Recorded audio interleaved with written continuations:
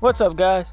As I said in my last video where I painted the Nova body, I have a few modifications to make before I head out to test again. I have the Proline belted tires on right now. The 3D printed shock tower extension is working excellent. I'll leave a link to the files in the description below.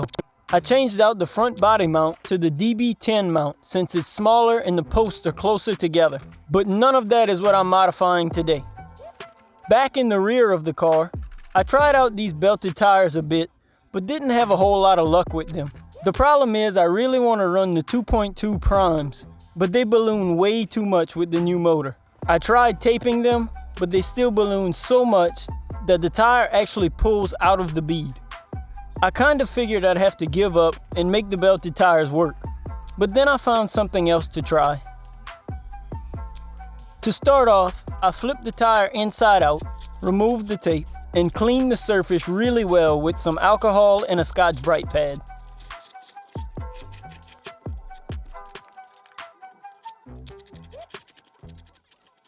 I cut a strip of drywall tape, the same stuff that's sometimes used to strengthen Lexan bodies. I cut it long enough to wrap around the tire and overlap about an inch.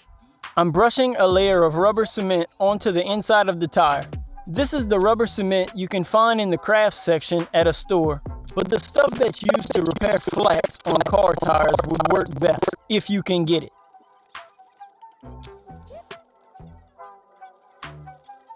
After putting a coat on the tire, I can put a coat on the drywall tape as well. I put some gloves on to handle the wet tape and wrapped it around the tire. I'm trying to pull it kind of snug and then pushing down the edges after. It's not a big deal if the edges don't stick all the way at first, because the cement will stick to itself better as it dries and hold it down.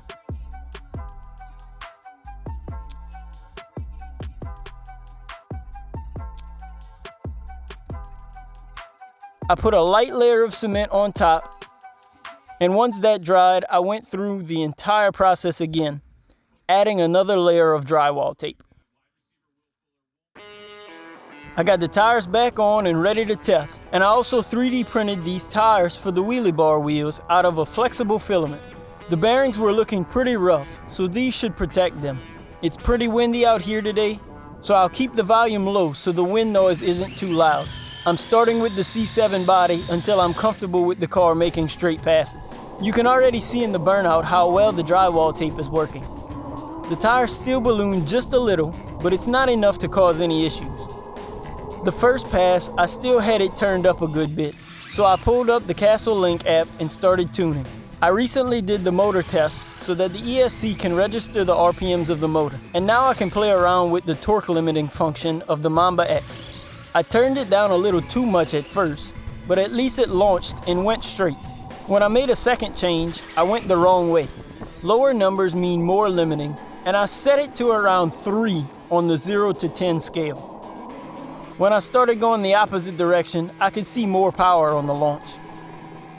I made 2 more changes to the torque limiting and then started playing around with a few other things. I ended up setting the start power to high and tuned the launch with the torque limiting. I was making consistent passes, so it was time to try out that new body.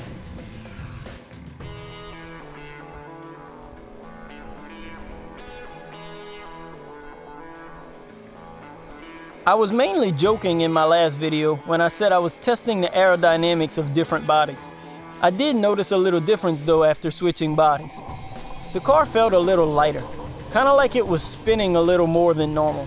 The body moved a little bit once when I was backing up, and that's when I realized this body sits differently on the post than the other bodies I have. It can move around a bit, which I think is causing a parachute effect. It should be pretty easy to fix that with some foam washers though. The car overall is running really well. I think the shock mount extension is working really well with helping the car squat down. The new motor is extremely powerful. I might even have to change up the gearing a little to get the speeds I'm looking for. I think I could push it a little more by taking a little more of the torque limiting out, so that might be something to try. I can't begin to describe how happy I am with how this body came out. That candy really pops in the sun. Next time I'll have to set up the timing system so I can get some actual data to to see how much of an improvement my changes are making. The wheelie bar tires I made popped off pretty quickly, but I have another design that I'll print out that should work better. The drywall taped tires worked really well. I'll probably stick with these for a while. Hopefully they don't wear out too quickly. Let me know what kind of times you think it'll run, or what tuning changes you would make in the comments below. Make sure you subscribe so you don't miss any of my upcoming videos. As always, thanks for watching. Peace.